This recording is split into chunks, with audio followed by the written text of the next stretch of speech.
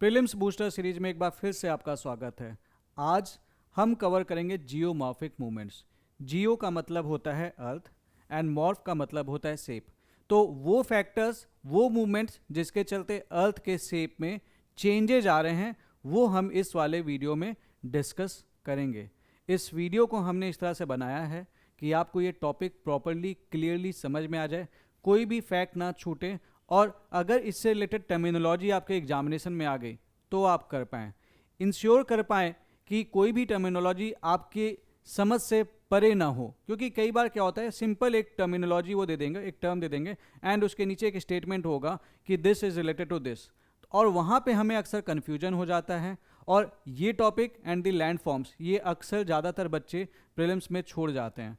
तो आपको इसके लिए ज़्यादा कुछ नहीं करना है, केवल ये वीडियो और इसके बाद एक और वीडियो आएगा जो कि लैंडफॉर्म्स पे है। अगर आप उन दो वीडियोस को देख लेंगे तो at least geomorphic movements and the landforms वाला टॉपिक ये आपको बिल्कुल परेशान नहीं करेगा। और उसके अलावा पेन एंड पेपर ज़रूर रख लें, ताकि अगर कुछ आपको नोट करने की ज़रूरत है तो आप उसे नोट ज़रूर कर लें। सबसे पहले इस टर्म को ही देख लेते हैं, जियोमॉर्फिक। तो geomorphic, this is made up of two words, that is geo, जिसका सीधा सा मतलब होता है अर्थ, एंड मॉर्फ, मॉर्फ का मतलब होता है शेप। तो ऐसी कोई भी मूवमेंट जो अर्थ के शेप को चेंज कर रहा है, that is the geomorphic movement. अब ये चेंज कैसे हो सकता है? एक चेंज तो आता है हमारे, एक फोर्सेज होते हैं जो उसको हम कहते हैं इंडोजेनिक फोर्सेज। इंडो मतलब इनसाइड। अर्थ की बात कर रहे हैं तो हम अर्थ के इनसाइड की बात कर रहे होंगे। तो there are some forces which are operating from within the earth, धरती के अंदर से वर्क कर रहे हैं। उसके चलते जो चेंजेज आते हैं तो हम उसे कहते हैं इंडोजेनिक चेंजेस, जिसका ओरिजिन धरती के अंदर है। That is why this is endo, endo मतलब अंदर। And there are then exogenic processes, वो प्रोसेसेस जिसका ओरिजिन धरती के बाहर है, they are the exogenic processes. ठीक है। तो अगर मैं बात करूंगा कि जियोमॉर्फिक मूवमेंट्स की बात करूंगा तो यहां पे हम दो टाइप के प्रोसेस की बात करेंगे, one is the endogenic, other is the exogenic. अब सोच के देखो कि इंडोजेनिक प्रोसेस के लिए अगर मैं धरती के अंदर वाले प्रोसेस की बात कर रहा हूं तो उसके लिए एनर्जी कौन दे रहा होगा? एनर्जी दे रहा होगा प्राइमरीली धरती के अंदर जो एनर्जी अवेलेबल है, that is the heat that is available inside the earth. So जो धरती के अंदर हीट अवेलेबल है, that is the primary moving force behind it. और वो हीट कहां से आती है हमारी? वो आती है हमारी रेडियो एक्टिविटी के चलते, या फिर हमारी even the primordial heat.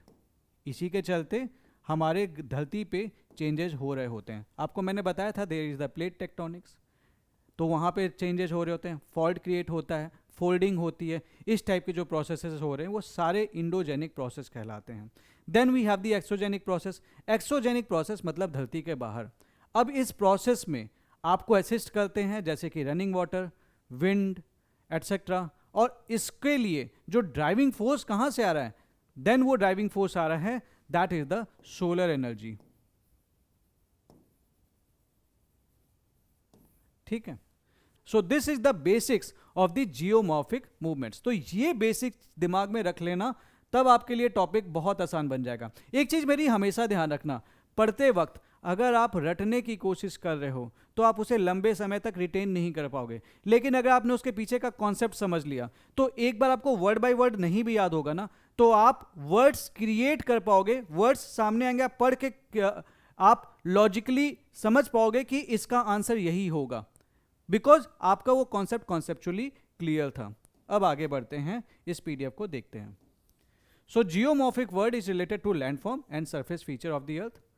Geomorphic movements, they are the natural forces and actions, that is physical, chemical, biological, that shape the Earth's surface, causing changes in landforms through weathering, erosion, transportation and deposition, driven by internal Earth's energy, that is endogenic, and external forces like the solar energy. अभी हम थोड़ी देर बाद बात करेंगे कि what exactly is weathering, what exactly is erosion, what exactly is transportation, and what exactly is deposition.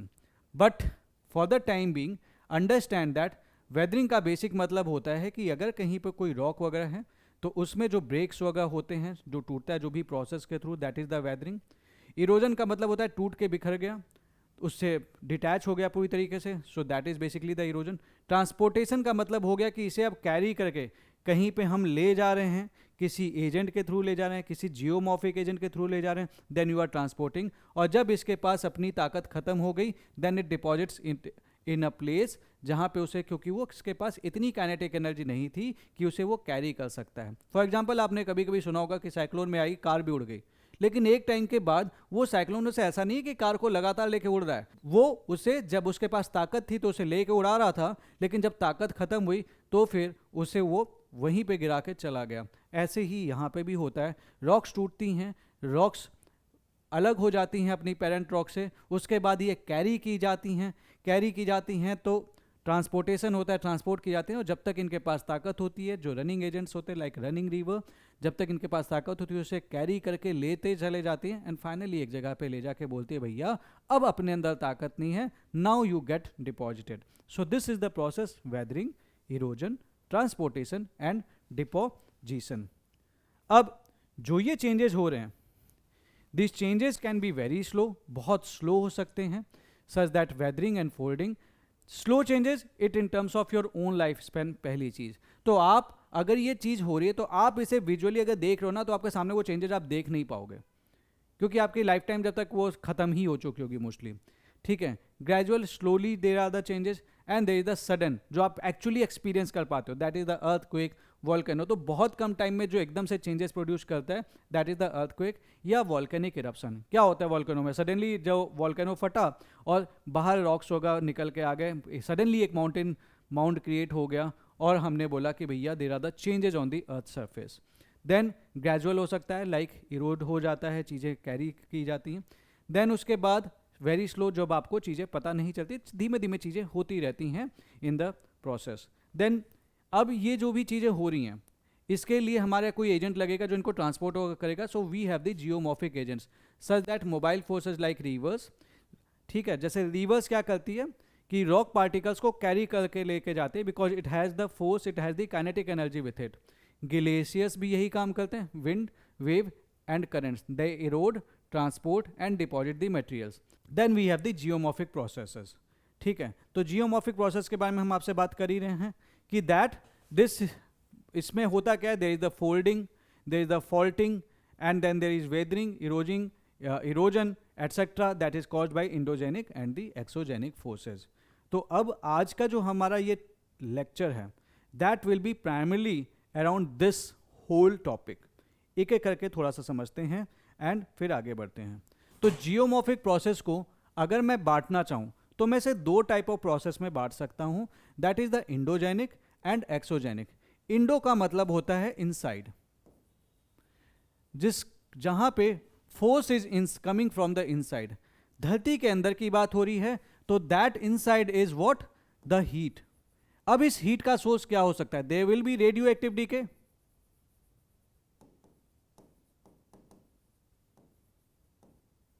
And even they will be what, primordial heat. इसके चलते हो क्या रहा है, you know that there is our mantle, ये हमारा mantle है। Mantle में there are the convection currents. Convection currents के चलते it wants to change the position of the plates, because we know the lithospheric plates are moving over your asthenosphere. So there is this convection current. This convection current is primarily getting its energy from the heat that is present inside the earth. तो ये plate tectonics वाली चीज़ों में काम आता है। There is the movement of the plates, and जब ये प्लेट्स मूव करती हैं then there is the deformation over the earth. अब ये प्लेट्स किस डायरेक्शन में मूव करेंगी, इसमें कहीं ना कहीं एक रोल रोटेशन का भी होता है, जो इसको थोड़ी सी ही सही बट एक डायरेक्शन देता है। ठीक है, so coming next, then we have the endogenic forces, then we have the exogenic forces. Exogenic forces की मैं अगर बात करूं तो यहां पे जो मेन फोर्स है that is the solar energy.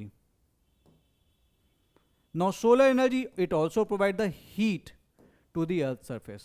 उसके चलते क्या होता है कि that heat want to be equally dissipated in all areas, और उसके चलते we have the formation of the winds वगैरह ट्रेवल करती हैं, and they actually carry the kinetic energy with them. This kinetic energy comes with the force, और वो rocks वगैरह को ब्रेक वगैरह करती हैं.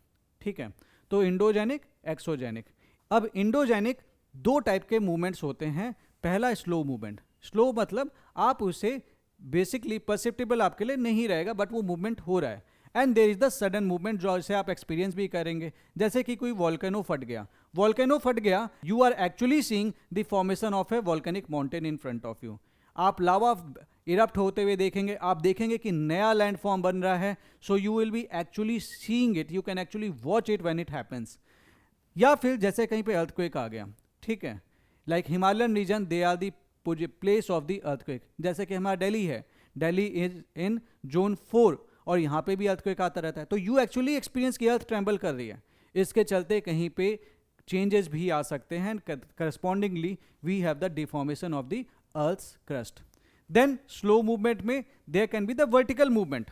ठीक है, जो आपकी प्लेट्स हैं ये ऊपर मूव कर सकती है, नीचे मूव कर सकती है. जब इस टाइप का वर्टिकल मूवमेंट होता है, so we have the continent building, upward movement, downward movement. ये पूरा डिटेल में मैं आपसे डिस्कस करूंगा. And then we have the horizontal movements, जहां पे जब जैसे दो प्लेट्स हैं कन्वर्ज कर रही हैं, ठीक है, तो there is the forces of the compression. तो उसके चलते we have the formation of the mountains. जैसे कि आपके हिमालयाज हैं, जब Indian plate it went into and collided with the Eurasian plate, we have the formation of Himalayas, जो मैंने आपसे डिस्कस किया था. तो जब दो प्लेट्स एक दूसरे की तरफ मूव करती हैं, तो there can be the folding, and उसी फोल्डिंग के चलते ही we have the result of as Himalayas, जो आज आप देखते हैं. And then there can be the faulting also. जब दो प्लेट्स एक दूसरे से दूर जाती हैं, then there is the creation of the fault, and यहाँ पे भी एक नया लैंडफॉर्म बन जाता है. ठीक है, so this is the thing about the horizontal movement. So this is about the endogenic processes, and then we have the exogenic processes, जो धरती के बाहर से काम कर रहे हैं. अब इस exogenic process के बारे में बता दूं कि that it can be further divided into weathering, mass movement and erosion and deposition. एक चीज यहां पे थोड़ा सा आप ये चीज समझ लेना कि in general अगर मैं इस वाले प्रोसेस की बात करूंगा, तो ये जो आपका अर्थ का सरफेस है, इसे ये डिफॉर्म करने की कोशिश करता है. कुछ ऊपर नीचे कर देंगे, कुछ माउंटेन बना देंगे, कुछ नीचे कर देंगे. ठीक है, तो ये basically it is disturbing the levelling.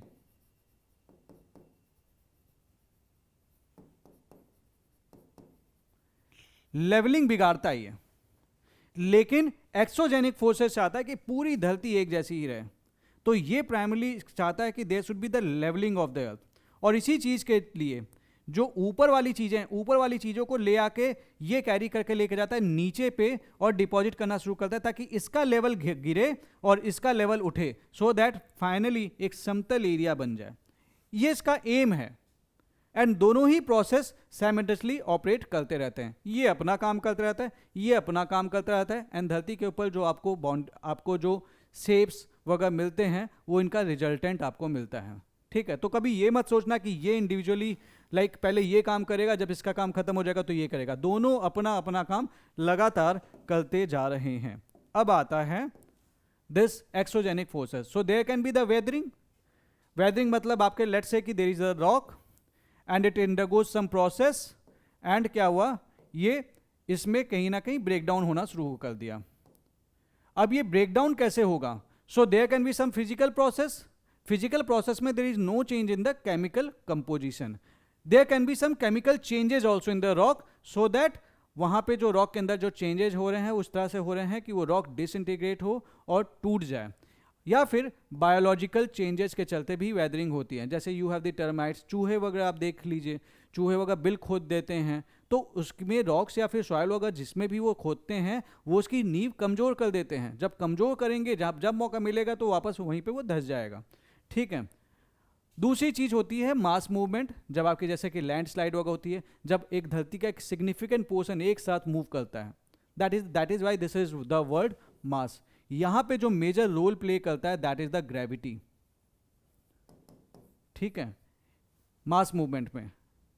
And here and then we have this erosion and deposition, जहाँ पे रोल प्ले करता है जैसे आपके रनिंग वाटर आप कभी रॉक्स होगा ब्रेक हुआ तो उसको कैरी भी करना चाहेगा, कैरी करके ऊपर से लेके नीचे चल लेकर जाएगा. Then we have the ground water, then we have the glacial waves and then we have the winds.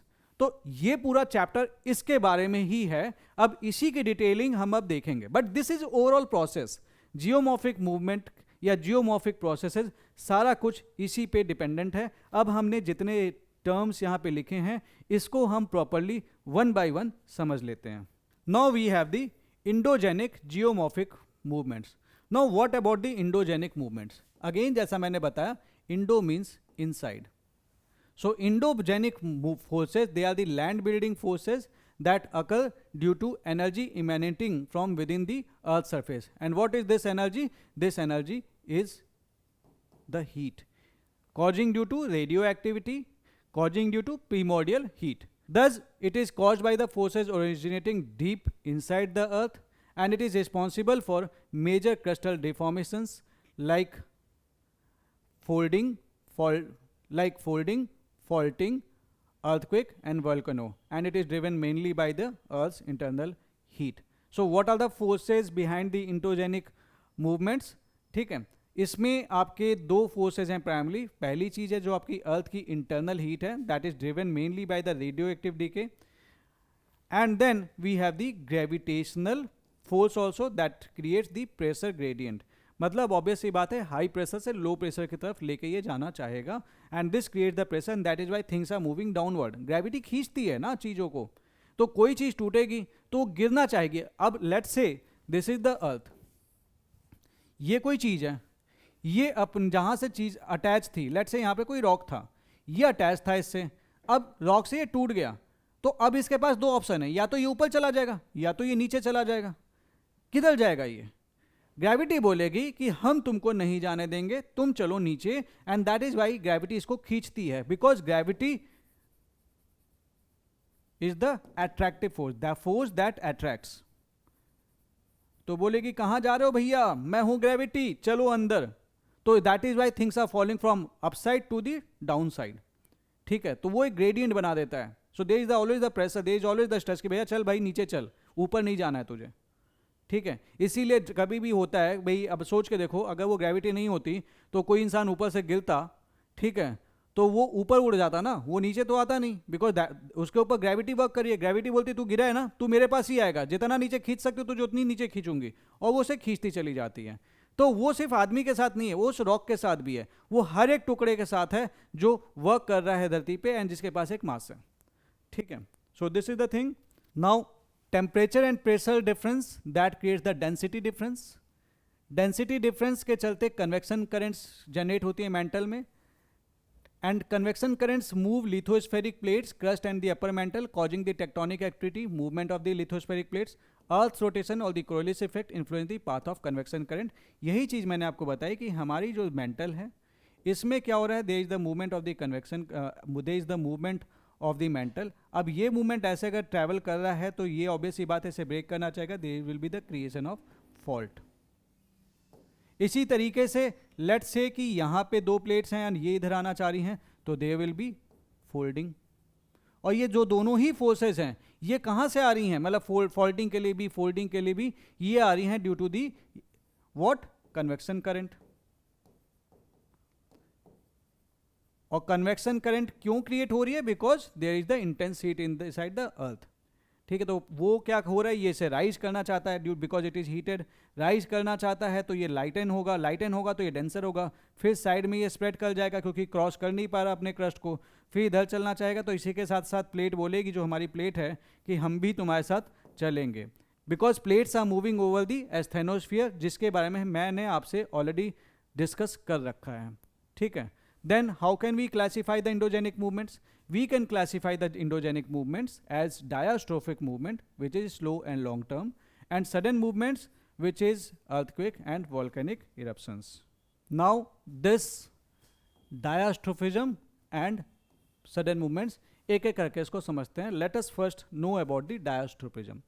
All processes that move, elevate or build up the portion of the earth's crust are called the diastrophism.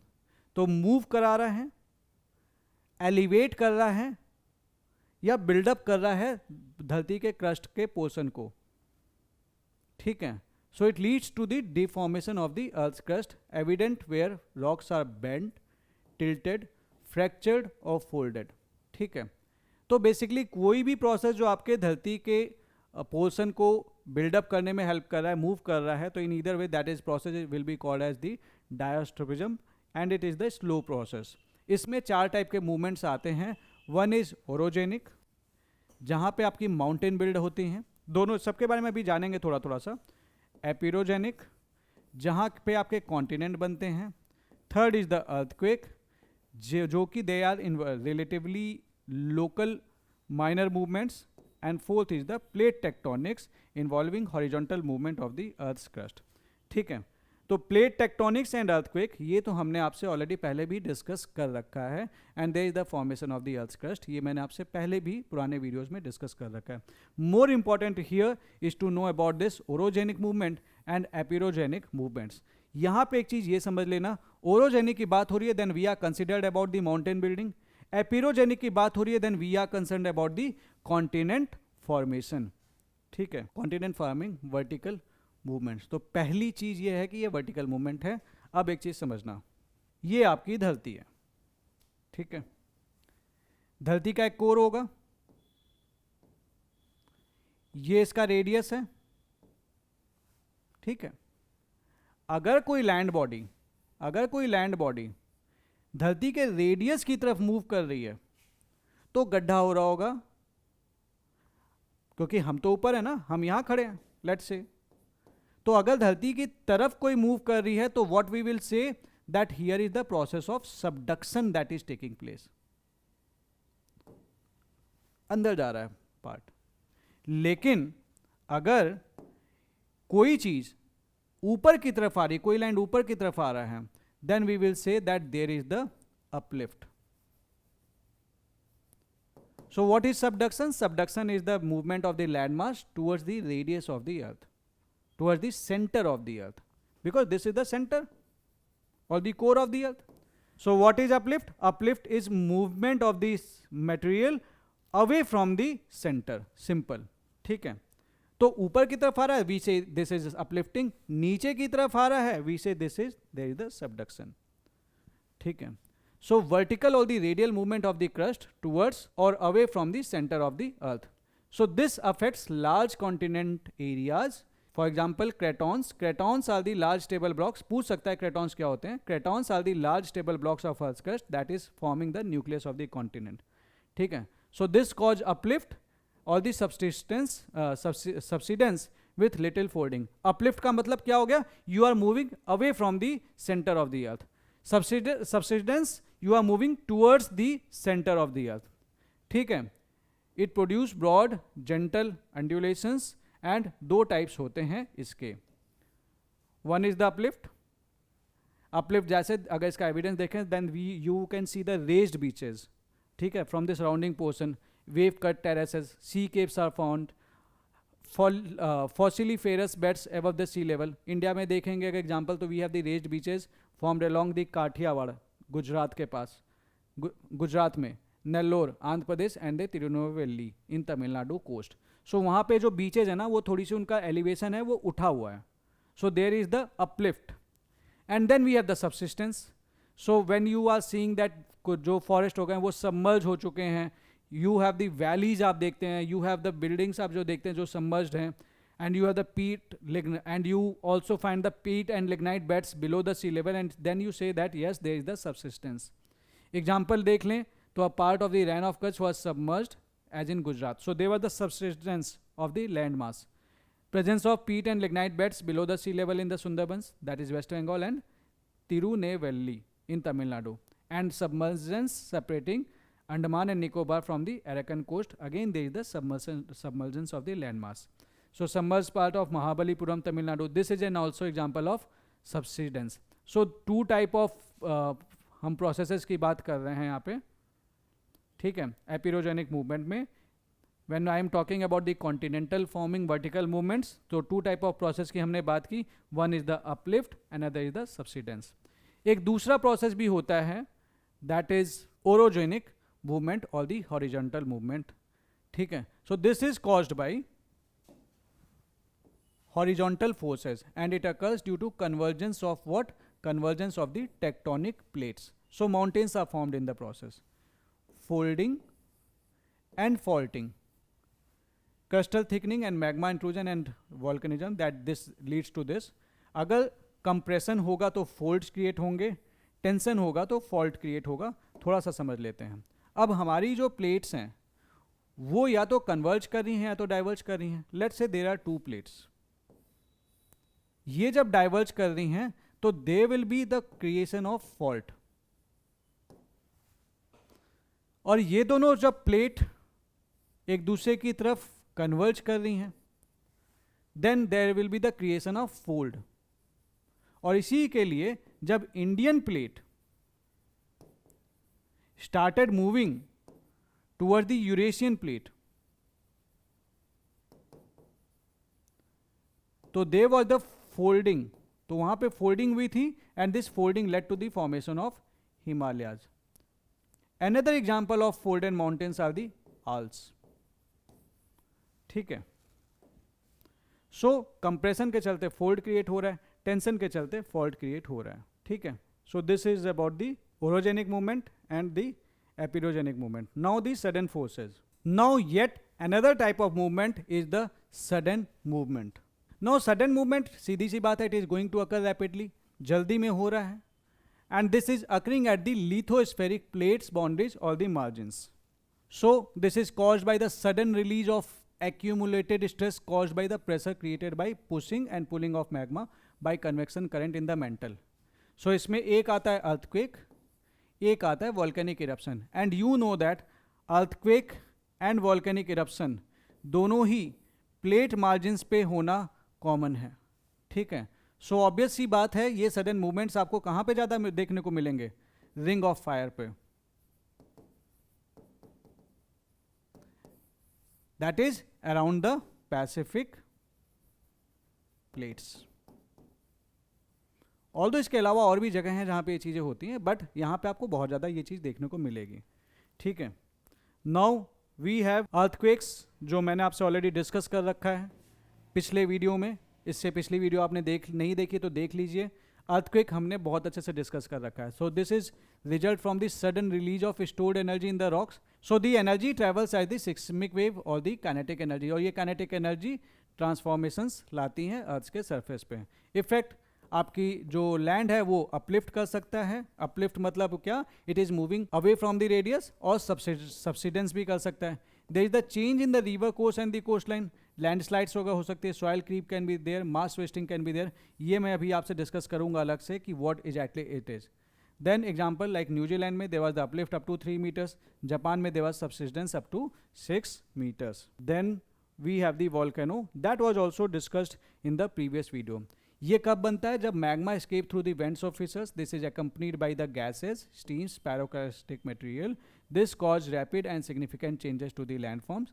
This works along the ring of fire. Both earthquake and volcano they are present in maximum numbers along the ring of fire. और वहाँ पे इसलिए ये sudden movements ज़्यादा देखे जाते हैं. ठीक है. तो ये हमने आपसे वैसे भी डिस्कस कर लिया था वैसे पहले भी. ठीक है. This is something about this. Now let us understand the type of orogenic forces थोड़ा सा और डिटेल में. That is the mountain building forces. Mountain building forces. Now there are two processes that are involved. One is the folding, another is the faulting. Folding and faulting. So what is folding? Folding is caused by compression. जब rocks plastic होती हैं. Plastic हम कह रहे हैं किसी चीज़ को, इसका क्या मतलब होता है? जैसे आप प्लास्टिक को खींचते हैं ना तो ये खिंचती चली जाती है, थिन होती चली जाती है, लेकिन टूटती नहीं है. So plastic state is that they do not break but deforms slowly under the pressure. So जब rocks जो हैं आपकी they are plastic in nature. एक चीज़ तो ये है, तो ऐसे केस में वो ब्रेक नहीं होते, वहाँ पे फोल्डिंग हो जाती है. बट इफ़ वो ब्रिटल हैं तो वो टूट सकते हैं, तो फॉल्ट क्रिएट होता है. ठीक है. तो rock layers bend to form fold mountains like Himalaya, Alp, Aravallis. Now अब हम फॉल्टिंग के बारे में थोड़ा सा और देख लेते हैं. सो what are the type of fault folding? So there can be the anticline. Anticline मतलब क्या? ये वाला portion, that is the anticline, or this is the syncline. So upward arching fold with the oldest rock at the center. Center में oldest rock होगा and this there is the upward arching of fold.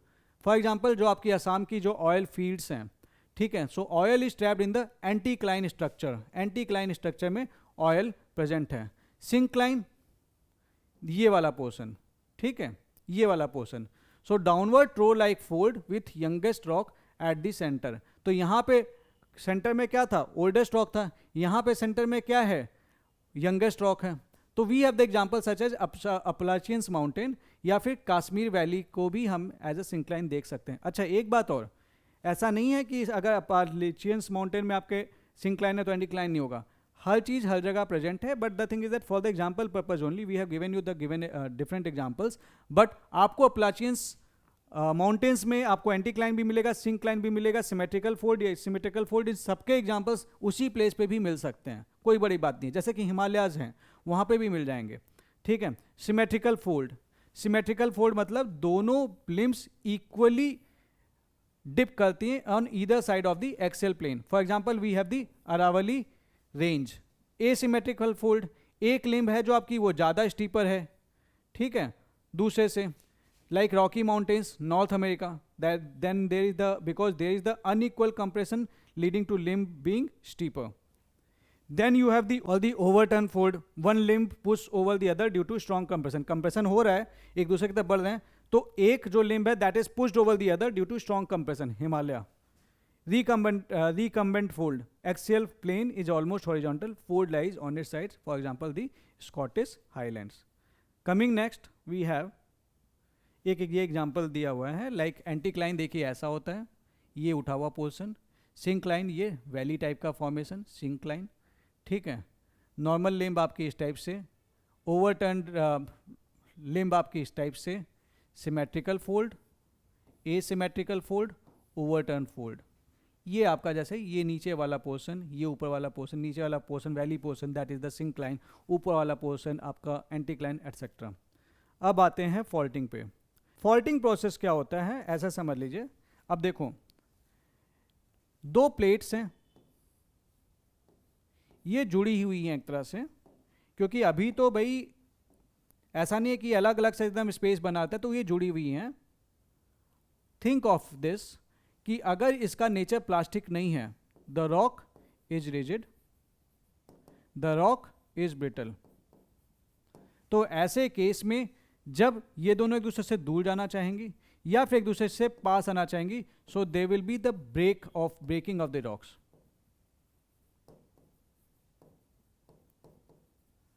ठीक है. Even एक दूसरे के ऊपर slide भी करना चाहेंगे, then again they will be the breaking of the rocks. And जब रॉक्स ब्रेक करेंगी तो फोल्ड क्रिएट नहीं होगा, they will be the creation of the fault. Fault में तीन प्रोसेस हो सकते हैं, तीन type of faults are created. देखते हैं एक बार डायग्राम में. So it occurs when rocks are rigid and brittle, crust breaks and blocks move along the fractures. For example Sierra Nevada USA, black forest mountain of Germany.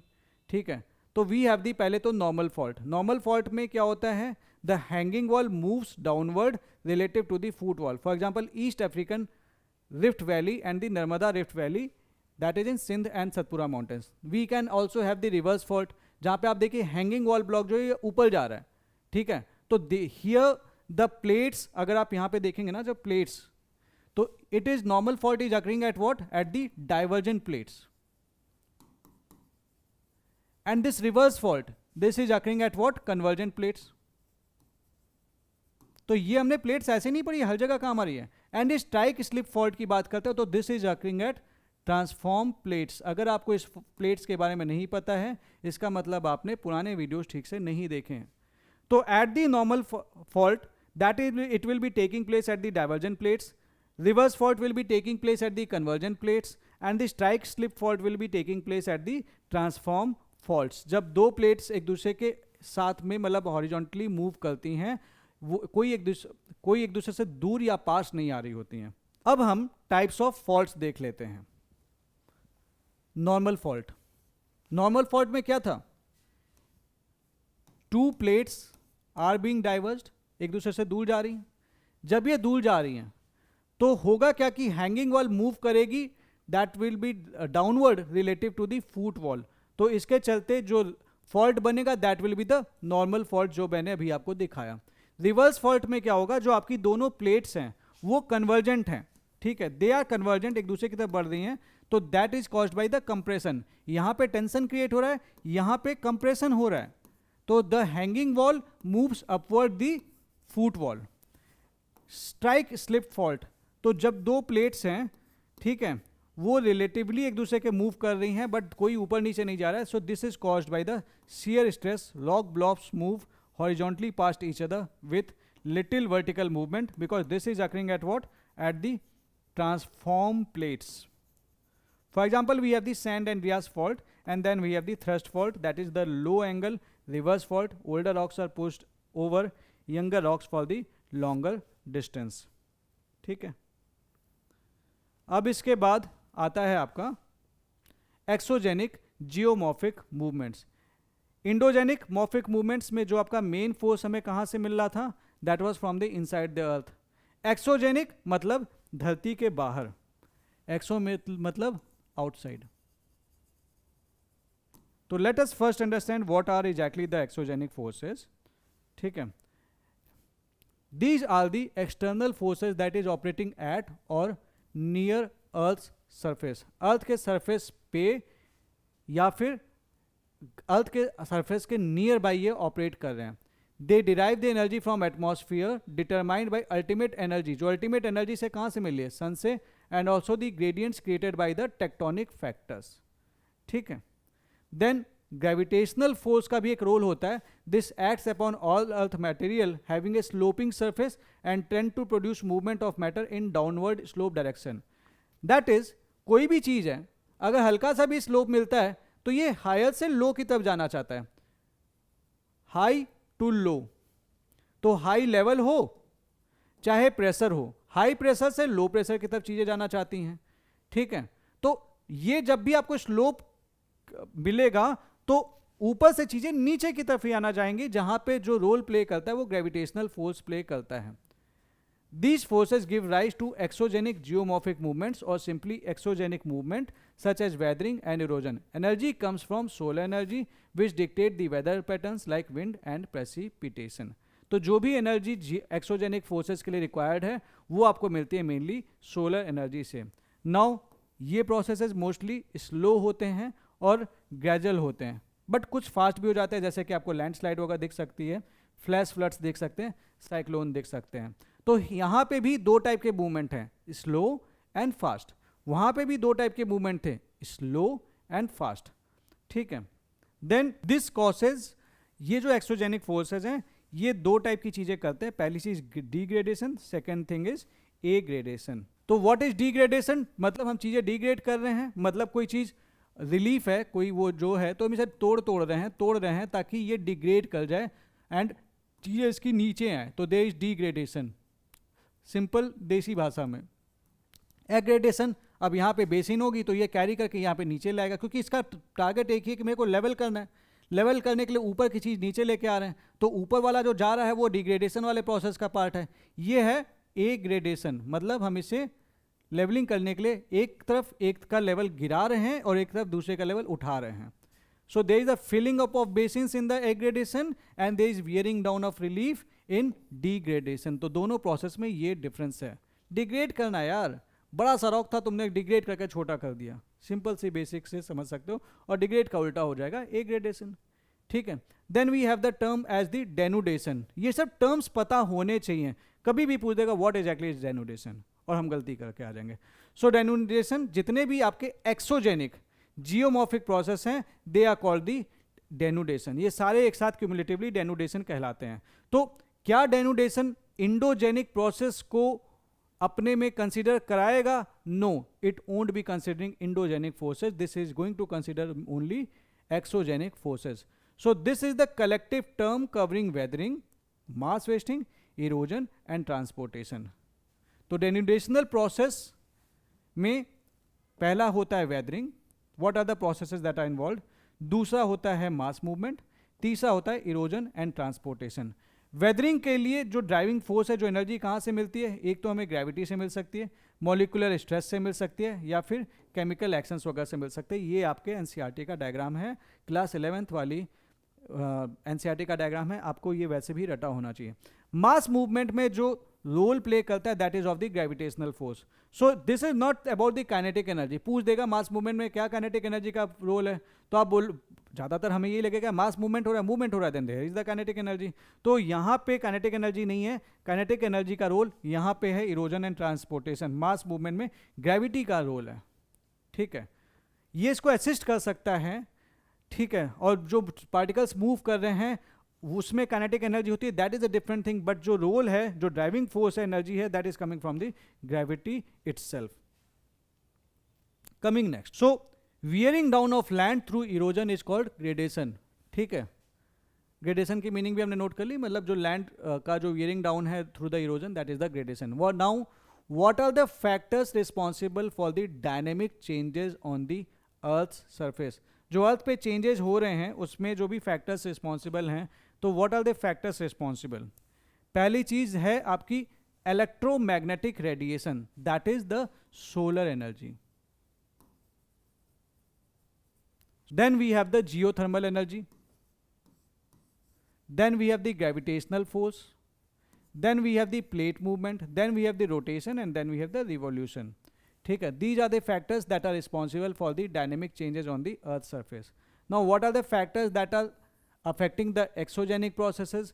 they are the rock type and structure. rock type and structure कैसा है, मतलब अगर rock बहुत ही ज़्यादा hard होगी तो उसको टूटने में टाइम लगेगा, टूटने में टाइम लगेगा तो जल्दी वियर एंड टियर नहीं होगी। और रॉक सॉफ्ट है या इजीली सॉल्युबल है, तो ऐसे केस में वो रॉक जल्दी टूट जाएगी। जैसे कि अगर रॉक में मौजूद है आपका लाइमस्टोन, तो वो डिजॉल्व होकर निकल जाएगा। कार्बोनेट्स हैं तो कार्बोनिक एसिड बना के निकल जाएगा। लेकिन अगर रॉक में ये सब चीज़ें नहीं है, रॉक ज़्यादा रिएक्टेंट नहीं है, हार्ड है, तो इसे तोड़ना थोड़ा मुश्किल हो जाएगा।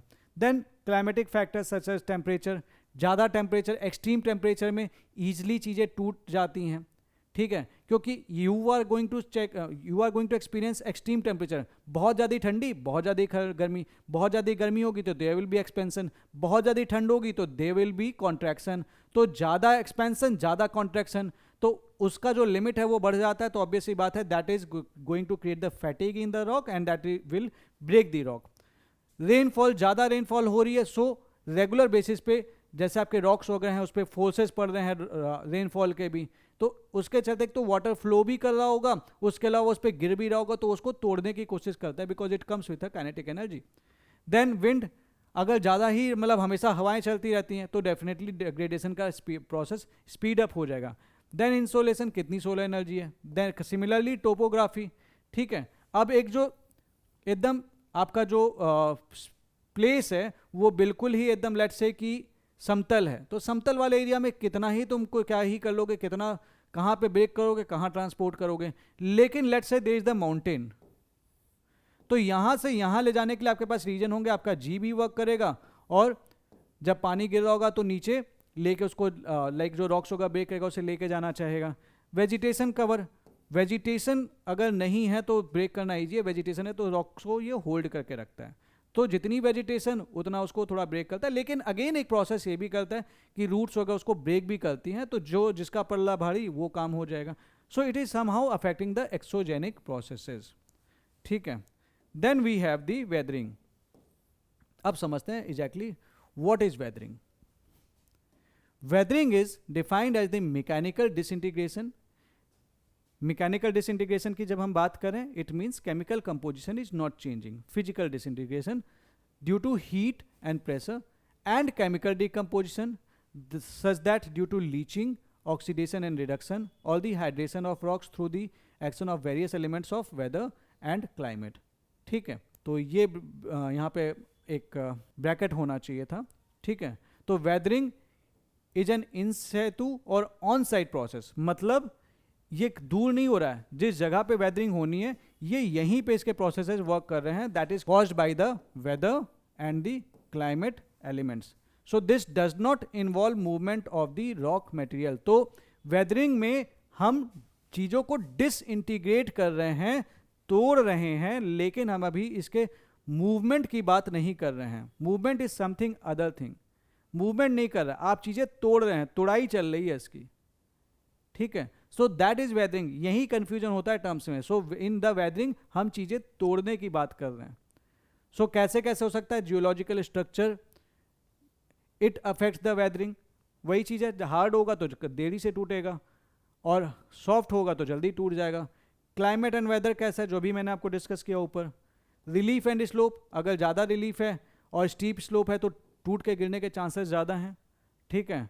एंड वेजिटेशन एंड ऑर्गेनिजम्स का भी इफेक्ट रहता है। तो what is about the significance of weathering?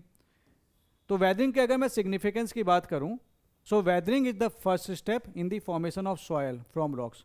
Soil का सिग्निफिकेंस मेरे ख्याल से मुझे बताने की जरूरत नहीं है। अगर सॉयल नहीं होती तो आप जो खाना होगा खा रहे हैं, कैसे खा रहे होते? आपका जो पेड़ पौधा है वो सॉयल पे उगता है, रॉक्स पे नहीं उगता, ठीक है। तो ऐसे केस में you need the soil,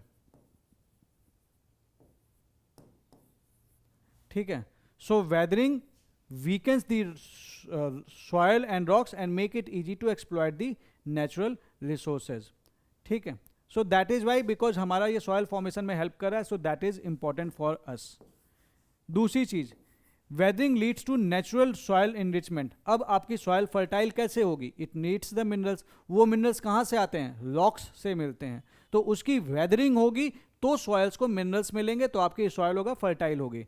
it also leads to the mineral enrichment of certain ores by leaching unwanted minerals and leaving behind the valuable ones. For example, low grade copper ore surface पे जो है this becomes high grade at depth, making mining more economical. क्यों? क्योंकि copper ओर dissolve हो जाती है और वो नीचे चली जाती है लीच करके, तो एक जगह पे आपको एटलीस्ट कंसंट्रेशन मिल जाता है, कंसंट्रेटेड ओर्स मिल जाते हैं। क्यों ज़रूरत है इसकी? तो यार देखो, कभी भी होता है ना, लाइक आपको अगर मिनरल्स वगैरह से आपको क्या कहते हैं मेटल्स वगैरह एक्सट्रैक्ट करना है, तो आप उसमें देखते हो कि इसकी फिजिबिलिटी स्टडी क्या है, क्या ये मेरे लिए इकोनॉमिक पड़ेगा। ऐसा तो नहीं मैं पैसा बहुत लगा रहा हूँ लेकिन मुझे इसमें जो प्रोडक्ट निकल के आ रहा है वो मेरे इतने काम का है ही नहीं। तो ऐसे केस में आप हमेशा ऐसे ओर्स की बात करते हो जहाँ पे आपको उसकी जो चीज़ आपका टारगेट है, जो चीज़ आपको मिलना चाहिए वो आपको मैक्सिमम मिल जाए। फॉर एग्जाम्पल, जैसे कि हम यूज करते हैं haematite ore for the extraction of iron, ठीक है। क्यों यूज करते हैं? क्योंकि हमें वहाँ से हमारे लिए फिजिबल वे में चीज़ें मिल जाती हैं, आयरन हमें ज़्यादा क्वांटिटी में मिल जाता है। फॉर एग्जांपल, एल्यूमिनियम के लिए हम बॉक्साइट यूज करते हैं। हम दूसरे ओर्स भी हमारे पास ऑप्शन है, बट हम मेनली बॉक्साइट पे डिपेंडेंट हैं। इसी तरीके से प्रीलिम्स क्वालिफाई करने के लिए हम मोटी मोटी किताबें नहीं पढ़ते, हम पढ़ते हैं शॉर्ट नोट्स। शॉर्ट नोट्स हमारे लिए क्या करता है? वो कंसंट्रेशन के साथ सारी इंफॉर्मेशन एक जगह पे मिल जाता है, तो शॉर्ट नोट्स हमारे बहुत काम आते हैं। और इसके लिए हमारी ऑर्गेनाइजेशन मतलब हमने बहुत सारे अच्छे अच्छे शॉर्ट नोट्स आपको ऑलरेडी दे रखे हैं। Just go and check the Telegram channel civil services with Nilesh, you will find a lot of short notes जो आपके प्रीलिम्स में आपको हेल्प करेगा। And we have given like hand written notes, मैंने जो 2 साल पहले दिए थे, 1.5-2 साल पहले, उसमें 30 से 40 पन्ने में आपका एंशिएंट इंडिया, मेडिवल इंडिया सब कवर कर रखा है। You can also go and check our website www.nilesh.air442.com, यहाँ पे आपको मिल जाएगा। सो शॉर्ट नोट्स काफ़ी काम आते हैं आपके, ठीक है। इसी तरीके से वेदरिंग वाला यहाँ पे ये काम है। नाउ कमिंग नेक्स्ट, अब आता है कि what are the type of weathering, ठीक है। वेदरिंग के टाइप्स पढ़ने के लिए देयर इज द फिजिकल और द मैकेनिकल वेदरिंग। 3 टाइप की वेदरिंग होती है। Then you have the biological weathering and then you have the chemical weathering. 3 type की कार्बन वेदरिंग है, जिसके बारे में अब हम थोड़ा सा समझते हैं। What about the physical weathering? क्या होती है फिजिकल वेदरिंग, थोड़ा सा देख लेते हैं। फिजिकल और mechanical weathering refers to the breakdown of rocks into smaller fragments without any change in their chemical composition. मतलब हम उनकी केमिकल कंपोजिशन को चेंज करने की बात नहीं कर रहे, हम बात कर रहे हैं कि that they are going to break, but chemically वो सेम रहेंगे। अब होता क्या है कि let's say this is a rock, ठीक है, this is a rock and इसके रॉक के छोटे छोटे ये जो टुकड़े होते हैं इसको हम कह रहे हैं फ्रैगमेंट्स। तो that it is breakdown of rocks. अब ये फ्रैगमेंट्स में जो ये रॉक्स है ना, इसको ये जो टुकड़ों में बांटने का प्रोसेस है without any change in the chemical composition. So chemically जो ये रॉक्स थी वही इसके फ्रैगमेंट्स का भी केमिकल कंपोजिशन रहेगा। सो ये छोटे छोटे जो टुकड़ों में बट रहा है, that is the physical weathering and this is dominant in dry और the cold climates. Now what are the factors which causes the physical weathering, कौन कौन से फोर्सेज हैं हमारे जो फोर्सेज इंपॉर्टेंट हैं उसमें, दे आर दी, पहला तो है ग्रेविटेशनल फोर्सेज, ठीक है। अब इसमें क्या कह रहा है, that includes overburden pressure, load and the shearing stress. When pressure on the rock is released, rock expand and crack, also called the pressure release or exfoliation. Let's say there is this rock, इसके ऊपर था अपना ice,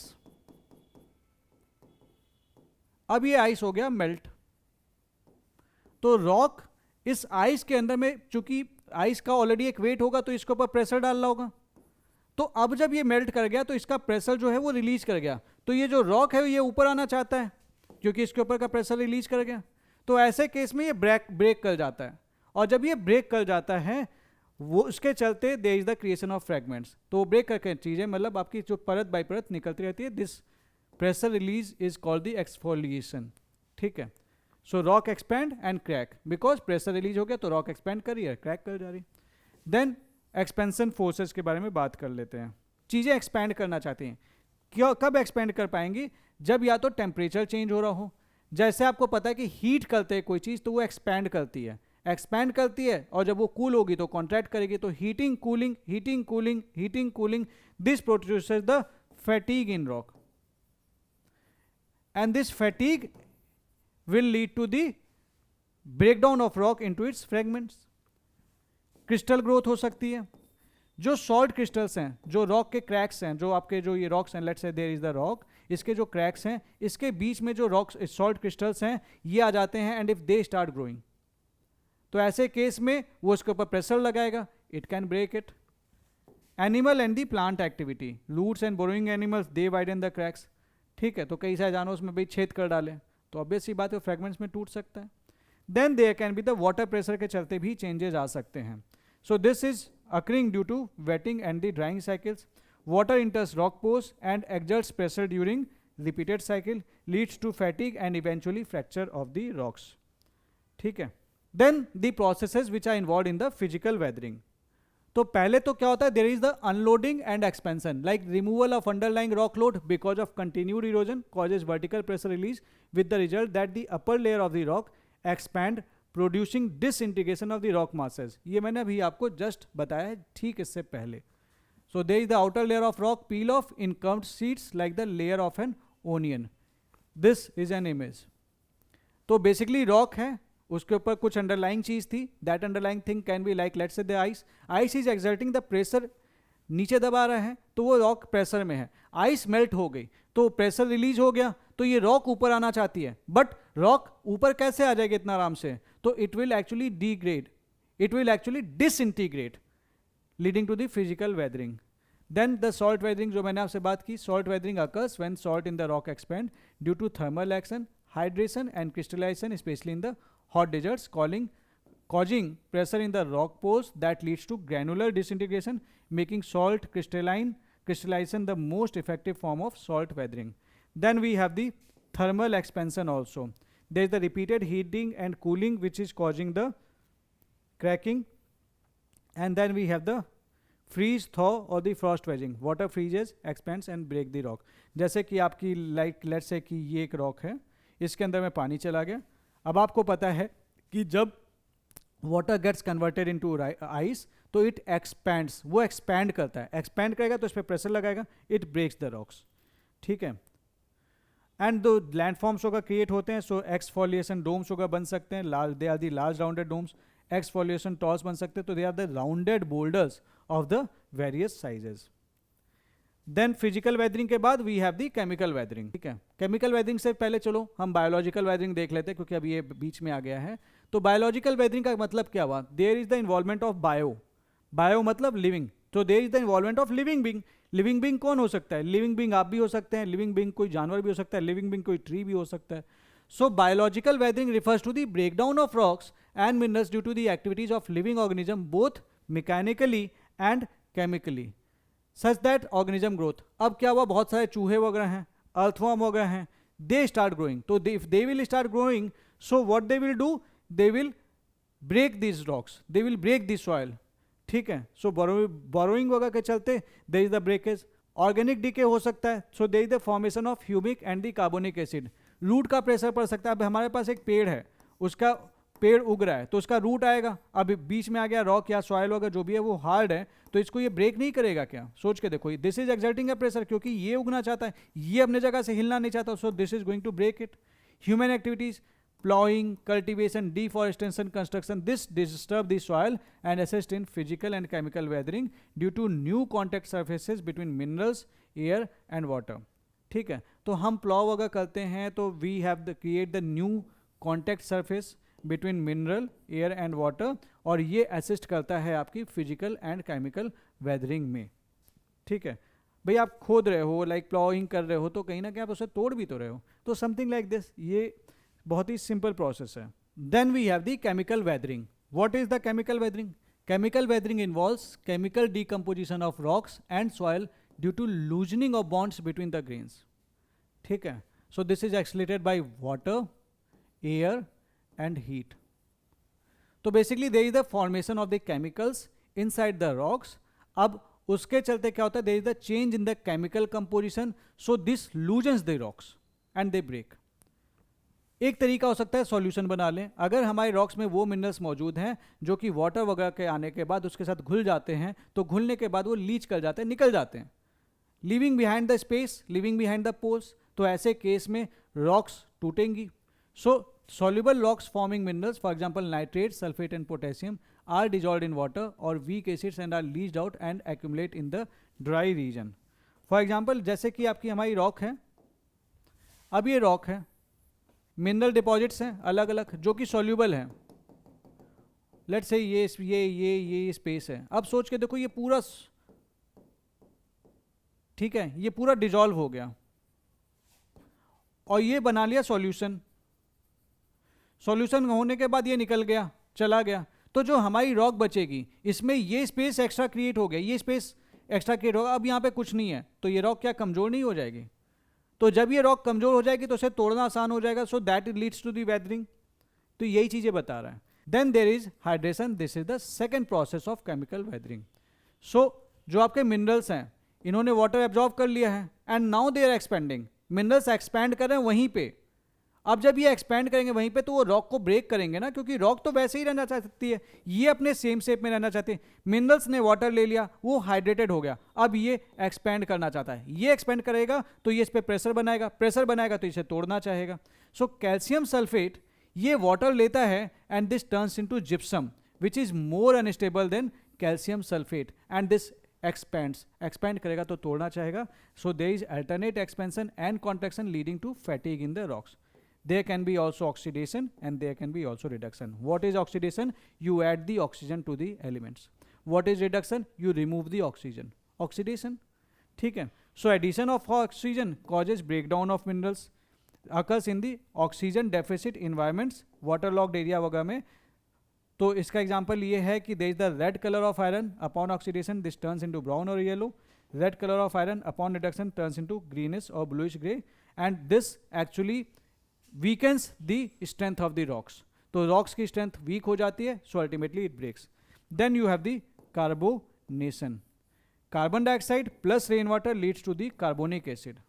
Carbon dioxide you have the rainwater, ये मिल के बनाते हैं carbonic acid. अब हमारे पास है एक एसिड और एक है रॉक, तो कार्बोनिक एसिड के चलते this helps in the breakdown of carbonates. अगर कार्बोनेट्स अगर अवेलेबल हैं तो फिर वो उसको डिजॉल्व कर लेंगे और उसे वो ब्रेक कर देंगे। तो इसके चलते जैसे आपकी फेल्डस्पार मिनरल्स वगैरह हैं वो ईजिली ब्रेक डाउन हो जाते हैं। So this is the process of the chemical weathering. ठीक है, इसमें यार देखो बहुत ज़्यादा एक्सेस डिटेल में नहीं जाना, आपको बेसिक मतलब पता होना चाहिए, इससे ज़्यादा वो यूपीएससी सवाल बनाएगा नहीं। तो मतलब बहुत एकदम इन डेप्थ रिसर्च करने की जरूरत नहीं है, कुछ topics you have to read, understand and pass. ठीक है, ये वो वाले टॉपिक्स हैं। सो ये देखिए जैसे सॉल्यूशन, अब ये देखिए डिजॉल्व हो गया, ये पूरा गड्ढा गड्ढा सा हो गया, ये देखिए पूरा ये गड्ढा गड्ढा सा हो गया है। हाइड्रेशन, जिप्सम होगा के चलते यहाँ पे ऑक्सीडेशन, कलर देखिए कार्बोनेट्स, कार्बोनेशन। ठीक है, आते हैं अगले पेज पे। अगला प्रोसेस है we have the mass wasting और the mass movement. What is the mass movement? These movements transfer the mass of rock debris down the slope under the direct influence of gravity। तो basically जो आपकी rock की debris हैं ये ऊपर से नीचे लेके जाना चाहता है, ठीक है, एंड द रोल जो मेन प्ले कर रहा है that is the gravity, gravity का ही रोल है यहाँ पे. तो this is talking about the usage of the gravity over here. That means air, water and ice do not carry debris with them from place to place, but on the other hand debris इसके साथ अपने साथ air, water और ice carry कर सकता है. ये बहुत इंपॉर्टेंट लाइन है, यूपीएससी इस पे कंफ्यूजिंग सवाल बना देगा और हम कंफ्यूज कर जाएंगे. तो भैया इन जो डिब्रीज हैं वो they are moving under the influence of gravity, they are not moving due to the kinetic forces of air, water and ice. अपने साथ ये एयर, वाटर, आइस को लेके ये जो आपका डिब्रीज हैं ये लेके जा सकती हैं, but they are not dependent upon them कि भैया तुम हमारे साथ नहीं हो मैं तब भी नीचे जाऊंगी. सिंपल सी चीज है, क्योंकि मैं डिब्रीज हूं, सिंपल, ठीक है. और मैं क्यों जाऊंगी? क्योंकि ग्रेविटी बोल रही है चल भैया नीचे. बिकॉज ग्रेविटी क्या बोल रही है कि भैया ऊपर से मेरे को तुमको नीचे लेके जाना है, and now this thing they can carry with them. और यहां पे अक्सर बच्चे गलती कर जाते हैं, and that is why this is not classified as a process of erosion. Erosion में भी सिमिलर प्रोसेस हो रहा है, बट यहां पे ग्रेविटी का रोल है, वहां पे काइनेटिक फोर्सेस का रोल है. So both are different thing. This is directly being moved under the gravity, ठीक है. So it is the downward movement of rock debris, soil or weathered material under the direct influence of gravity. So this occurs without the aid of transporting agents like the wind or the water. So note down that weathering is not a prerequisite for mass movement, though it aids in the mass movement. Mass movement बहुत active होते हैं over weathered slopes rather than the unweathered material. ठीक है. तो अगर कोई ये बोलता है कि वेदरिंग इज प्रीरिक्विसाइट, नहीं भैया, वेदरिंग इज नॉट प्रीरिक्विसाइट. तुम नहीं तोड़ोगे हम पूरा मास लेके नीचे चले जाएंगे, पूरा पत्थर टूट जाएगा. Because I am gravity, I can do anything. Simple सी चीज है. So this is not a prerequisite. कई लोग को लगेगा कि मास मूवमेंट के लिए this is the prerequisite. No, this is not the prerequisite. This is very important, please note it down, question आ सकता है. वो अलग बात है कि अगर वेदरिंग हो रखी होगी तो काम आसान हो जाएगा. So mass movement are very active over weathered slopes rather than over unweathered materials. दूसरी चीज जो आपको नोट करनी है, मैंने लिखा है specially note, mass movement are generate, they are aided by gravity and no geomorphic agent like running water, glaciers, wind, wave and currents participate in the process of mass movement. तो ये geomorphic movements इसमें participate नहीं करते हैं. और इस पे statement सीधे आर के क्वेश्चन लिख देगा कि दे पार्टिसिपेट. सीधा लिखा हुआ एनसीईआरटी का स्टेटमेंट है, तो इस पे कंफ्यूज नहीं होना है. That means mass movement do not come under erosion though there is a shift of material from one place to other. तो मटेरियल तो शिफ्ट हो रहा है, but this is mass wasting, this is not the erosion. Because this is working under the direct influence of the gravity, not the under the agents of the erosion, and definitely their kinetic energy. ठीक है. So what are the factors that are favoring the mass movement? क्या क्या factors है जो आपके mass movement को favor करते हैं? थोड़ा सा ये देख लेते हैं. सीधी सी बात है यार, अपना मटेरियल जितना वीक होगा उतनी जल्दी टूट के नीचे भागेगा. स्टीप स्लोप, जितनी स्टीप स्लोप होगी उतनी जल्दी गिरेगा. ऐसे होगा तो धीरे धीरे आएगा, ऐसे होगा तो बहुत धीरे धीरे आएगा. सिंपल सी चीज़ है. तो जितना एंगल ऑफ इंक्लिनेशन होगा उतना आपके फायदेमंद है. बहुत तेज रेन हो रही है, वाटर सेचुरेशन हो रहा है, तो बहुत तेज रेन हो रही है तो मड फ्लो अगर करने में वो काफ़ी हेल्प कर देगा. ठीक है, तो यहाँ ये काम आ सकता है. वेजिटेशन कवर ज़्यादा है तो कहीं ना कहीं उसको टूटने में रोकेगा, क्योंकि that is binding the rock. But vegetation cover कम है तो टूटने में हेल्प कर देगा. सो ये असिस्ट कर सकता है, दैट फेवर्स. ठीक है. अब what are the type of mass movements, what are the forms of mass movement. अगर मेरे को मास मूवमेंट कराना है तो हमें कौन कौन से फॉर्म्स मिल सकते हैं? One form is the flow, another is the slide, third is the heave. तीनों में डिफरेंस है. सो फ्लो क्या होता है? जब देखिए आपका जो सॉइल वगैरह है दैट बिकम्स वाटर सैचुरेटेड, तो एक जैसे आपका पानी नीचे की तरफ जाता है ऐसे आपकी सॉइल भी मूव करती है नीचे की तरफ. So that creates the flow. Slide is the sudden movement. जैसे कि आप लैंड स्लाइड होगा भी सुनते होंगे, तो there is the sudden movement of the rock, break करती है एकदम से नीचे आती है. ये इसका थोड़ा मूवमेंट स्लो होता है. ठीक है. And then you have the heave. ठीक है. इसमें केस में क्या होता है, जैसे कि लाइक लेट से कि जो आपकी सॉइल है उसके ऊपर लेट से कि आइस था, अभी आइस वगैरह हटा, तो ऐसे केस में उसके ऊपर से प्रेशर रिलीज हुआ, that breaks and that moves under the influence of gravity down side the earth. Simple सी चीज़ है. So this is the form of mass movement. क्या क्या है? Flow, slide and heave. ठीक है. So we have the process. इसमें आता है soil creep, solidification, rock slide, debris slide, mud flow, earth flow. Then coming next, so you can classify the mass movement based upon the speed, that is the slow movement and the rapid movement.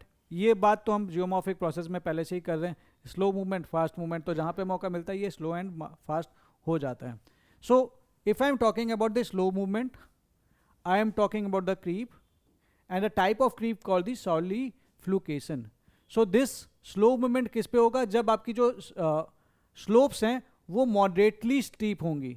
So this is moderately steep and this is covered by the soil. So their movement is very slow and almost imperceptible. आपको ऐसे नहीं दिखेगी. Creep and the solidification is an example of it. What is creep? There is the extreme slow downward movement of soil or rock debris and noticeable only over an extended period of time. तो अभी देखोगे तो नहीं दिखेगा, लेकिन एक लंबे समय तक देखोगे तो you will be able to see that. अब मेरे को कैसे पता चलेगा कि there is the slow movement of the slope? ठीक है, slow movement of the soil और द रॉक डिब्रीज. तो मैं क्या देखता हूँ, कई बार ना आपको दिखेगा कि you will see the curved tree Trunks.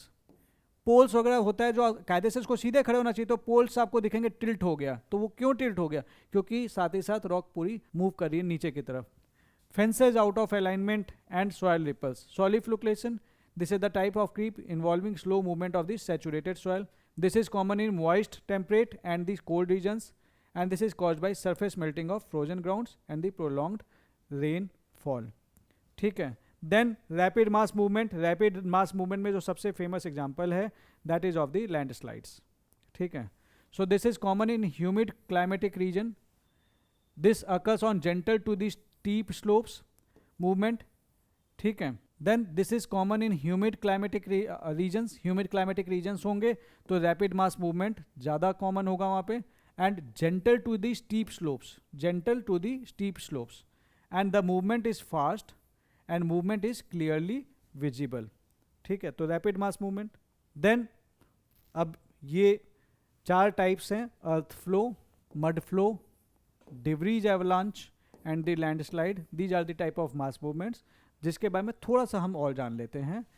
इनमें जो डिफरेंस है वो प्राइमरी डिफरेंस तो पहले तो आपका स्पीड का है. Slow and moderate, earth flow. Slow और rapid, mud flow. Very rapid, debris avalanche. Rapid, landslide. ठीक है.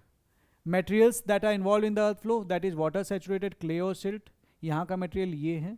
स्लोप की कंडीशन कैसे? That there is the low angle terrace. Low angle terrace तो मूवमेंट भाई जब आपका जो स्लोप कंडीशन होगी लो एंगल पे होगी तो the movement will be slow to moderate. And there is the gentle down slow flow of the fine material.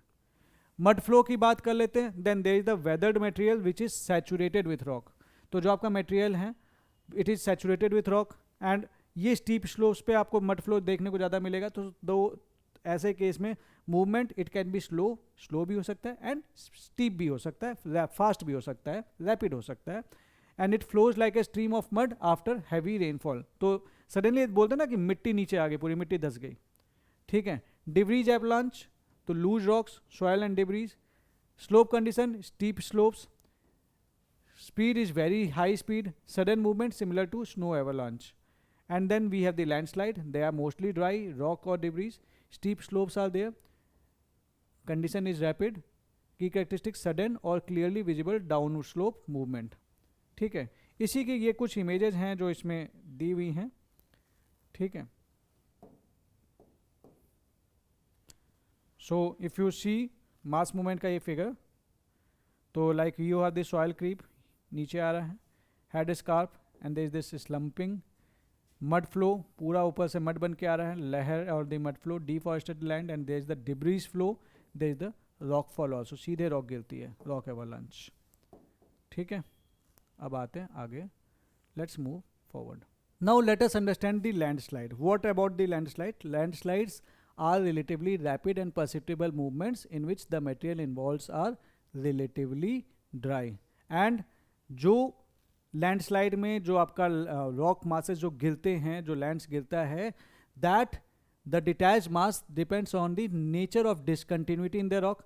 अब डिसकंटिन्यूटी क्या होती है, जो आपके रॉक होते हैं इनके बीच में जो नेचुरल स्पेस वगैरह होता है उसके चलते there can be the difference in what kind of landslide you will experience. अगर इनका स्पेस बहुत ज़्यादा है तो ऐसे केस में आपको बड़े बड़े रॉक बोल्डर्स गिरने को दिखेंगे। अगर आपका स्पेस कम है तो ये क्या होगा, छोटे छोटे टुकड़े निकल निकल के आएंगे और वो गिरेंगे, तो वो उतने रिस्की नहीं होते। लेकिन अगर स्पेस ज़्यादा है तो एक बड़ा मास एक साथ गिरने के चांसेस रहते हैं। बहुत बेसिक वे में समझ लीजिए। सो this is the discontinuity in the rock. कितनी वेदरिंग है भाई, अगर ज़्यादा वेदरिंग हो रखी है तो छोटे छोटे फ्रेगमेंट्स में टूट रखा होगा तो छोटे छोटे टुकड़े गिरेंगे। और अगर वेदरिंग ज़्यादा नहीं है तो जब ये गिरेगा मास मूवमेंट होगा तो बड़ा बड़ा रॉक्स गिरेगा साथ में। And the steepness of the slope, अगर आपकी स्टीपनेस ज़्यादा होगी तो फिर ऐसे केस में ज़्यादा स्पीड के साथ आएगा, थोड़ी सी स्टीपनेस कम होगी तो कम स्पीड के साथ आएगा। अब टाइप्स ऑफ लैंडस्लाइड, 4 टाइप के लैंडस्लाइड्स होती हैं, slump, debris, rock slide and the rock fall. Word से भी मीनिंग बहुत ज़्यादा क्लियर है। स्लम्प का मतलब क्या हुआ, जैसे रॉक अगर नीचे आ रहा है तो देर इज, नीचे तो आ रहा है but then there is the backward rotation also. आ तो ये नीचे ही रहा है लेकिन इसका बैकवर्ड रोटेशन हो रहा है। डिब्री स्लाइड में क्या हो रहा है कि ये नीचे रैपिडली स्लाइड कर रहा है लेकिन there is no backward rotation, there is no rotation. Rock slide क्या कर रहा है, that there is the sliding of rock masses along joints और faults over steep slopes. Rock sliding is very fast and destructive, पूरी rock एकदम से नीचे आ रही है। And there is the free fall, that is the rock fall. Rock fall is the free falling of rock blocks over any steep slope keeping itself away from the slope. तो भाई ऐसा है, मान लो कि अगर ये ऐसा रॉक है और ये यहाँ से सीधे से ब्रेक हुआ, नीचे गिर गया सीधे, तो देर इज द रॉक फॉल, सीधा रॉक फॉल होता है। स्लाइड मतलब रॉक स्लाइड मतलब एटलीस्ट इसको एक स्लोप मिला है जिसके नीचे ये जा रहा है। तो दिस इज द डिफरेंस। अब let us know about the landslide prone regions in India. India में 2 तरीके के जो रीजन्स हैं वहाँ पे लैंडस्लाइड्स आपको प्राइमरली मिलते हैं। एक तो है आपका Himalayan region, that is tectonically unstable also, and दूसरी तरफ थोड़ा सा टेक्टोनिकली स्टेबल रीजन है which is the western Ghats and the Nilgiris, though here it is not as frequent as Himalayas. So this is should be as, ठीक है। रीजन्स क्या हैं, पहली चीज हिमालयन रीजन में जो लैंडस्लाइड के कॉजेज हैं, that there is the tectonic instability and active faulting, क्योंकि अभी भी इंडियन प्लेट यूरेशियन प्लेट की तरफ मूव कर रहा है तो टेक्टोनिकली इट इज अनस्टेबल, ठीक है। तो वहाँ पे इसलिए अर्थक्वेक वगैरह ज़्यादा आते रहते हैं, ठीक है। और ऐसे केस में मास जो लैंडस्लाइड है उसके चांसेस बढ़ जाते हैं। दूसरा चीज़, यहाँ पे जो रॉक्स हैं they are weak unconsolidated sedimentary rocks are found over here, तो इनका ब्रेक डाउन आसान है। फ्रीक्वेंट अर्थक्वेक्स वगैरह आते रहते हैं। There is the steep slope, you know in the Himalaya there is the very steep slopes with high relief and there is the continuous weathering process हो रहा है यहाँ पे। तो ये सारे ही प्रोसेस इसको सपोर्ट करते हैं फॉर दी वेदरिंग, और इस रीजन के चलते यहाँ पे लैंडस्लाइड बहुत कॉमन है। लेकिन अगर मैं वेस्टर्न घाट और नीलगिरी में जाऊँगा तो दे आर टेक्टोनिकली तो दे आर स्टेबल, लेकिन geomorphologically they are vulnerable, that is long term erosion has produced deep valleys, steep slopes and escarpment which are highly vulnerable to the mass movement. तो यहाँ पे हिमालय के case में ये भी unstable है और इस तरह से वल्नरेबल भी है। तो यहाँ पे दोनों प्रोसेस वर्क कर रहे हैं। हिमालय के केस में यहाँ पे एक प्रोसेस वर्क नहीं कर रहा, एक ही प्रोसेस वर्क कर रहा है, तो ऑब्वियस ही बात है कि ऐसे केस में यहाँ पे लैंडस्लाइड तो होंगे लेकिन यहाँ के मुकाबले कम होंगे। दूसरी बात, there are the hard rock, यहाँ पे सॉफ्ट रॉक था विद द स्टीप एस्कार्पमेंट, तो यहाँ पे ऑब्वियस सी बात है लैंडस्लाइड कम होना चाहिए। There is the strong mechanical weathering जिसके चलते डेफिनेटली लैंडस्लाइड लेकिन होगी। Here landslide is short duration high intensity rainfall के चलते। Here landslide is affected by short duration high intensity rainfall and rock falls and debris avalanche are common due to the cliff faces, क्योंकि cliffs वगैरह होते हैं तो rock fall वगैरह यहाँ पे कॉमनली हमें देखने को मिलता है। टेक्टोनिक नेचर की बात करें तो this is highly active but geologically young and this is relatively stable, ठीक है। रॉक टाइप्स की बात करें, यही सारी चीज़ें यहाँ पे पॉइंटर्स के फॉर्म में लिखी हुई हैं। जो कभी सवाल आ जाए कि why you will be finding landslide more in the Himalaya rather then in the Nilgiri और द वेस्टर्न घाट्स। सो यहाँ पे सेडिमेंट्री रॉक्स मिलेंगे, यहाँ पे हार्ड क्रिस्टलाइन रॉक्स मिलेंगे, तो यहाँ पे टूटना आसान है। स्लोप कैरेक्टरिस्टिक, यहाँ पे ज़्यादा स्टीप स्लोप्स हैं, यहाँ पे स्टीप स्लोप्स हैं with the vertical cliffs but यहाँ पे बहुत ज़्यादा स्टीप स्लोप्स हैं। Climatic influence, there is heavy and prolonged monsoon rains, here also you are experiencing the rainfall over short durations, but यहाँ पे प्रोलॉन्ग्ड हैं तो यहाँ पे ऑब्वियस सी बात है लैंडस्लाइड्स ज़्यादा होंगी। सिस्मिक एक्टिविटी यहाँ पे ज़्यादा है, यहाँ पे कम है। वेदरिंग टाइप्स, यहाँ पे रैपिड वेदरिंग है, यहाँ पे है मैकेनिकल वेदरिंग, लेकिन यहाँ पे रैपिड वेदरिंग हो रही है जिसके चलते यहाँ पे जो लैंडस्लाइड्स हैं वो ज़्यादा हैं comparatively to the western Ghat and Nilgiri. तो ये पॉइंटर्स बन जाते हैं, मेंस में भी काम आ सकता है, प्रीलिम्स में भी पूछ सकता है, ठीक है। Then coming next, you need to understand about the erosion and deposition. तो इसको जानने से पहले मैंने आपको एक चीज़ बताई थी कि अपना एक रॉक था, ये अपने फ्रैगमेंट्स में टूट गया, हमने बोल दिया कि इसकी हो गई वेदरिंग। इसके बाद इसको हम करना चाहते हैं ट्रांसपोर्ट, तो हम क्या बोलेंगे, देयर इज द इरोजन।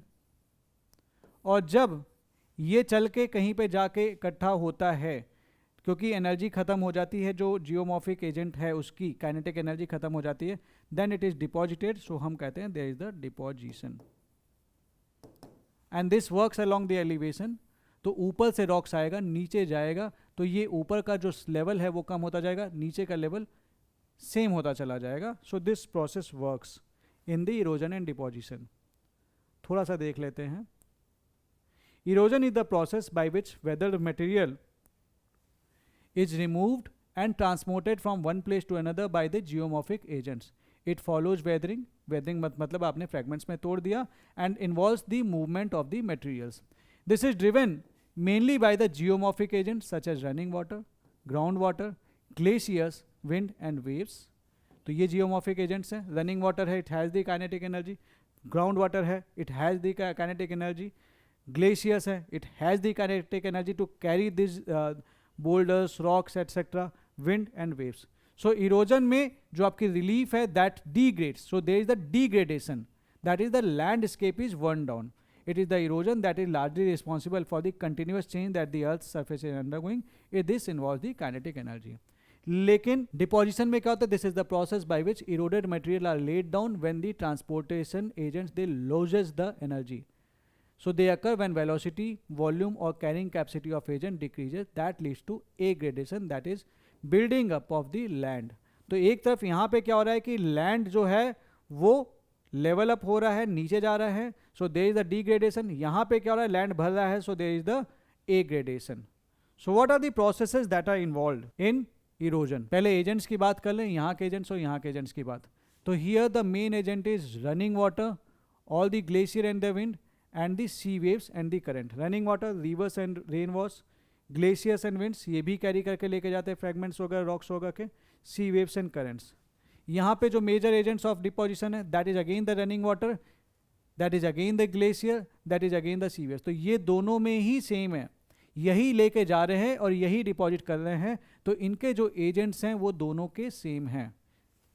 लेके जा रहे हो तो कहीं तो डिपॉजिट करोगे ना, so you are the agent, common agent, ठीक है। देन प्रोसेस ऑफ इरोजन, ठीक है।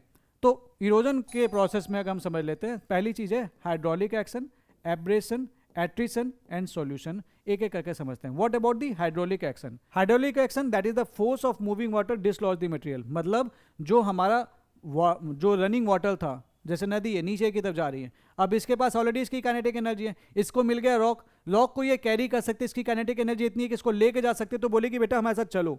सो the force of moving water that is dislodging the material, this is taking itself along. अब इन द प्रोसेस क्या होगा, ये जो रॉक है ये पानी में बहुत ज़्यादा स्पीड होगी तो हो सकता है हल्का सा ऊपर आ जाए, लेकिन अदरवाइज क्या करेगा, रोल करते हुए जाएगा।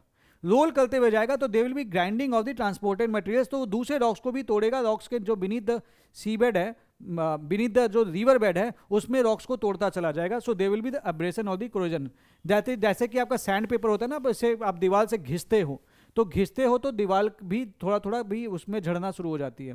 So that is the abrasion. Then there is the attrition, then there is the mutual collision of the particles reducing the size. अब ये भी चल रहा है, ये भी चल रहा है, ये भी चल रहा है, आपस में टकराएंगे, आपस में टकराएंगे तो एक दूसरे को और छोटा कर देंगे, तो 3 में से बन जाएंगे 6, 7, 8, ये टूटते चले जाएंगे।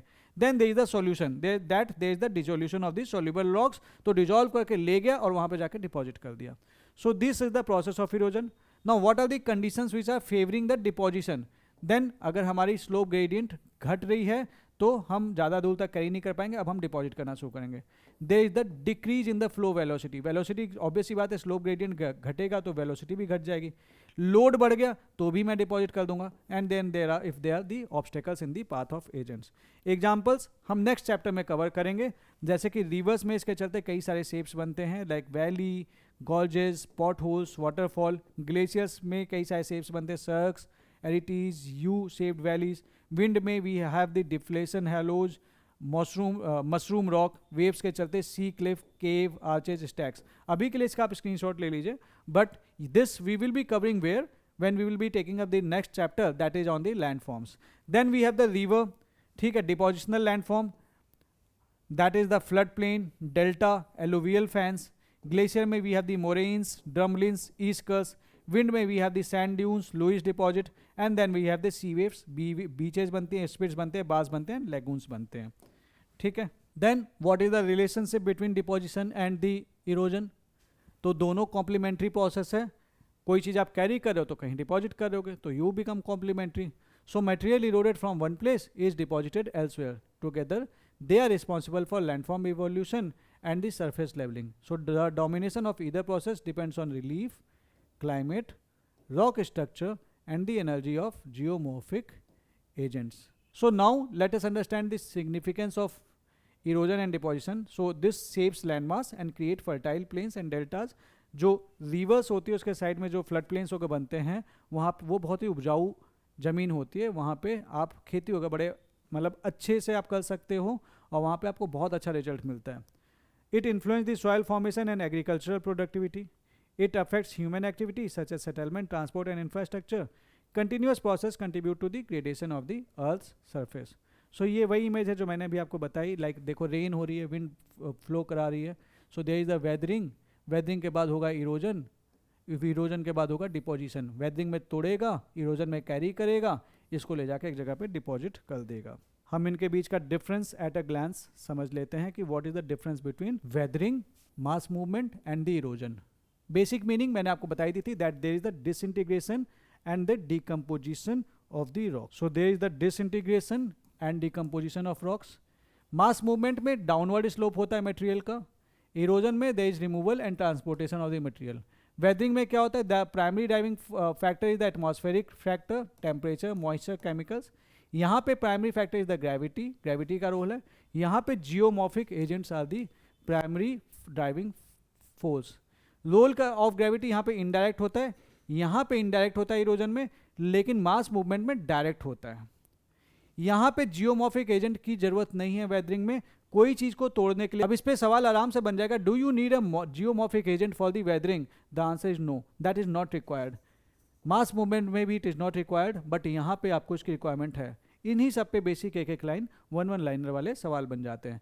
मूवमेंट ऑफ मटेरियल, यहाँ पे कोई मूवमेंट नहीं हो रहा है, that is in Setu process, वहीं पे वहीं पे टूट गया। डाउन स्लोप मूवमेंट होता है यहाँ पे, तो there is the movement of material. And then erosion में there is the movement from one place to another place. So weathering में कोई मूवमेंट नहीं है।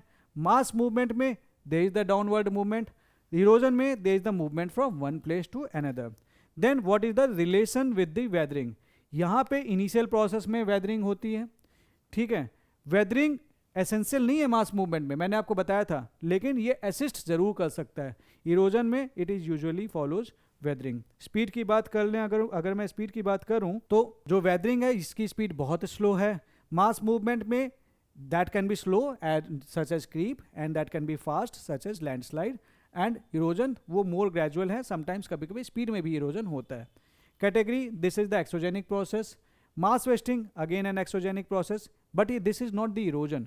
एंड इरोजन ये भी एक्सोजेनिक प्रोसेस है। तो वेदरिंग हो, चाहे मास मूवमेंट हो, चाहे इरोजन हो, तीनों ही एक्सोजेनिक फोर्सेज हैं। Example chemical, physical and biological weathering. Here example mass wasting में creep, solifluction and landslide. And in the erosion we have the example of river erosion, glacial erosion and wind erosion. Now that's all for this video. इसकी PDF मैं आपको हमारे Telegram channel, इसको join करना मत भूलना, इस पर बहुत सारी चीज़ें मैं आपके साथ शेयर करता रहता हूँ। एक छोटी सी हमारी प्यारी सी कम्युनिटी है जिसका नाम है सिविल सर्विसेज विथ नीलेश, इस पे आपको मिल जाएगा इस पर्टिकुलर वीडियो का जो PDF है. So make sure that you join this channel and you will be getting a lot of information for your prelims. बहुत सारा असिस्टेंस, बहुत सारा डायरेक्ट कम्युनिकेशन आपके साथ इसमें मेरा होता रहता है. So that's all. इसके अलावा और आपको कुछ जियोमॉर्फिक प्रोसेस में करने की जरूरत नहीं है. ये टॉपिक बहुत डिटेल्ड में मैंने आपको बताया, सारी चीज़ें कवर करा दी. अब इसके आगे कुछ बचता नहीं है, तो एक्सेस क्यों ही करना है. एक्सेस करने का कोई फ़ायदा नहीं. हम PhD करने नहीं आए यार, हम सिलेक्शन लेने आए हैं और उसके लिए इतना कंटेंट काफ़ी है. So make sure that you would have noted all the important factors. वो आपको काफ़ी आपके एग्जाम में हेल्प करेंगे. So that's all for this video. मिलते हैं आपसे अगले चैप्टर में जिसका नाम है landforms. Thank you very much.